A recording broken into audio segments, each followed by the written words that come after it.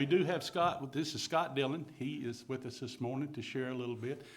He and his family are missionaries, MTW missionaries in Panama City.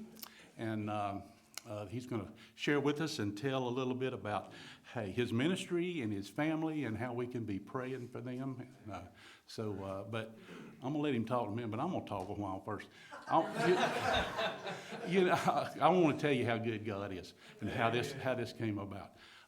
Scott and his family are there in Panama City, and Scott is taking these classes at RTS Charlotte, so he knew in January he was going to come for classes, and so he was needing a place to stay, and he was going to need a vehicle and all this stuff that he needed. So back last September, Phyllis and I were talking to Michael and Tricia Lee, who were missionaries before Scott and them in Panama City.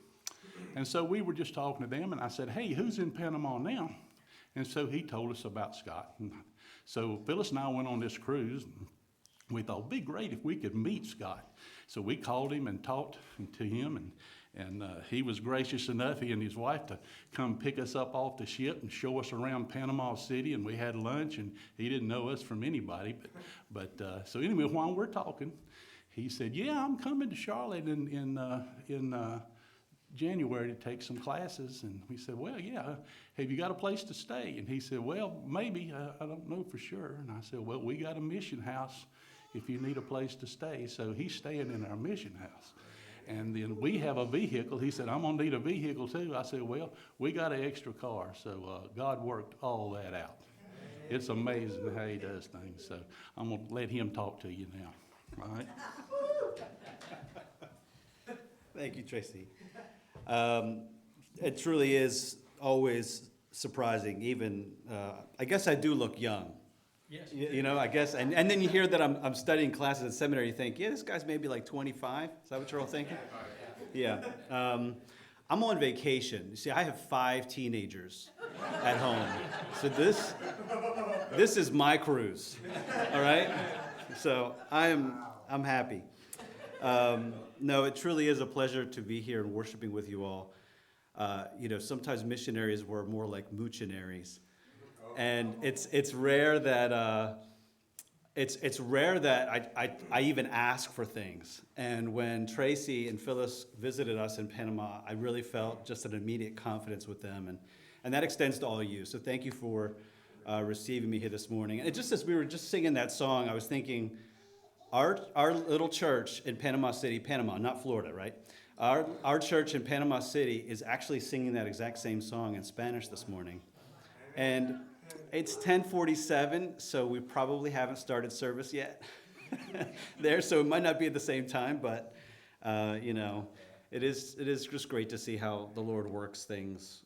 He goes before us in everything. My name is Scott Dillon. My wife, Megan, and I, we've been missionaries with Mission to the World since 2006. We were in Peru for 13 years before moving to Panama City, just as Michael and Tricia Lee, if you guys know them, retired from the field. So there was a great opportunity and transition for us to move there, to work with what is the First Presbyterian Church of Panama. A few years ago, and this will explain why I'm back in seminary, is a few years ago I had a real passion for pastoral counseling, and I really felt the need to strengthen that gift and to be able to pastor well in Latin America, where we see a foundation of the gospel is very, very fragile. And during that time, I was reading a book by a psychiatrist named Tim Jennings called The God-Shaped Brain, where he actually argues that our theology actually changes the chemical and dynamic of our brain. That what we believe about God not just changes what we think or how we feel, but that there's an actual even physiological effect about this.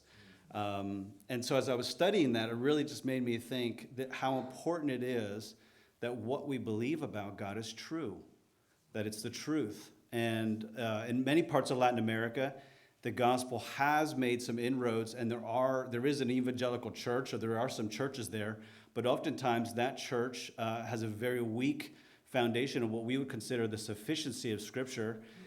In Latin America, we would never do this in the Western world, maybe.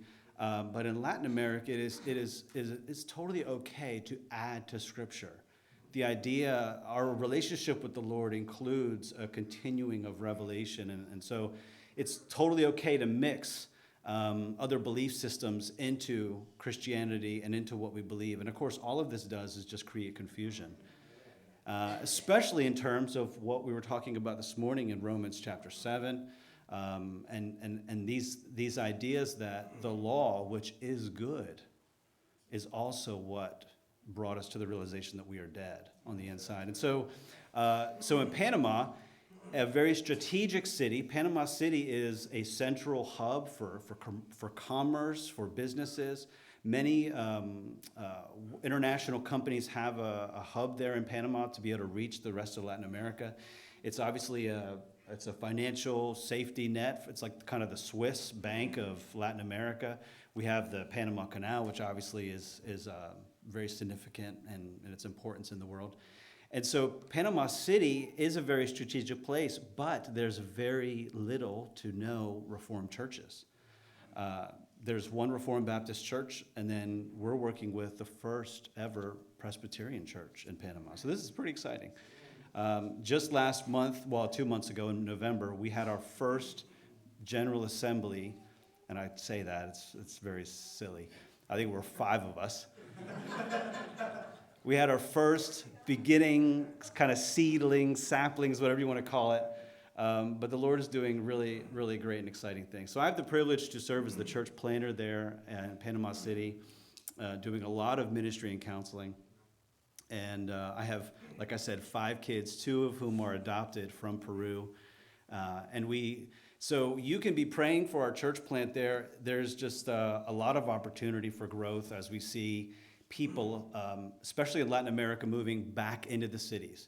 Here in the States, things are kind of continued to balance as far as the suburbs grow, the urban centers grow. But definitely in Latin America, within the last generation,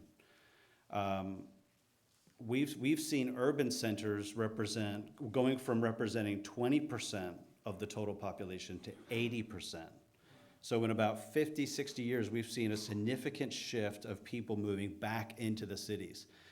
However, urban churches still only represent about 20% of the evangelical church. So you have a huge void of churches in the cities. And of course, that's usually because urban church planting is more expensive. So you could be praying for us as we are right there in the city, as we reach the people in Panama City who are a diverse group. We have lots of immigrants that attend our church, and even the Panamanians that are with us. If you go back 2 or 3 generations, usually there's people from other countries there. So it's really quite a different experience than what we had in Peru. It's been very good for us. You can be praying for my family. As I mentioned, I have 5 teenagers, some of whom are looking to graduate in the next couple of years and are thinking about what to do next. We also have 2, as I mentioned, adopted children who do not have visas to come here to the U.S. And over the years, we have been through the wonderful joys of U.S. immigration. And so you can be praying for that. We actually just received notification in November that they were denied their visas, which will make it actually exceptionally difficult for them. So it's very possible that my family as a whole will never live in the States again. So, but that's okay, because our citizenship is not really here. It's in heaven. And so we are truly content to obey the Lord. So I want to thank you for the opportunity to come and share. And I know that I've probably well used over my 5 minutes, but I'm going to blame that on Tracy. And if you have any more questions or would like to talk, I'm more than glad to meet with you after the service. Thank you.